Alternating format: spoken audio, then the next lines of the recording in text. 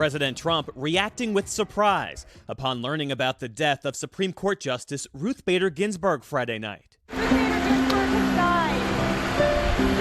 Ginsburg has passed away. She just died? Yes. Wow.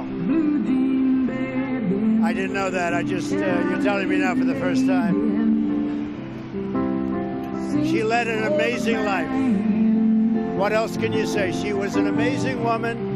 Whether you agreed or not, she was an amazing woman who led an amazing life.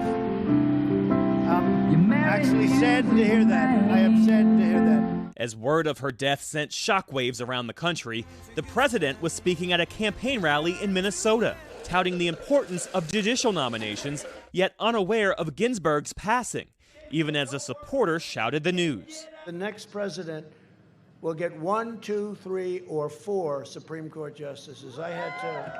Many presidents have had none. They've had none because they're there for a long time.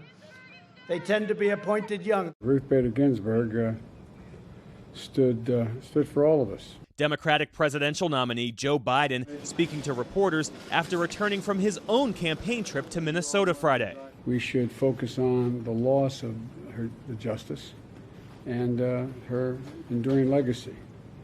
But there is no doubt, let me be clear, that the voters should pick the president, and the president should pick the justice for the Senate to consider.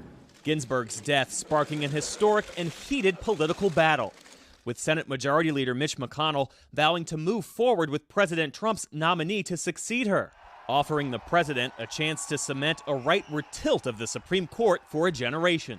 And with the election less than 2 months away, McConnell says the Senate will act to fill the vacancy, even though he spent most of 2016 denying a confirmation hearing to Merrick Garland, former President Barack Obama's pick to fill the seat left vacant by the death of Justice Antonin Scalia.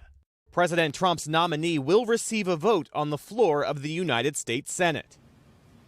Meantime, former presidents are paying tribute to the late Justice. George W. Bush, in a statement, says Ginsburg dedicated many of her 87 remarkable years to the pursuit of justice and equality, and she inspired more than one generation. From Barack Obama, she fought to the end through her cancer with unwavering faith in our democracy and its ideals. He says of a nomination process, a basic principle of the law is that we apply rules with consistency and not based on what's convenient in the moment.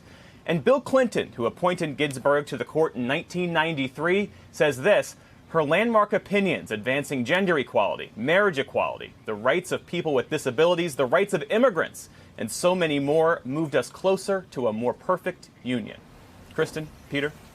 Quite personal for Bill Clinton, who appointed her. All right, Geoff Bennett, thank you for that.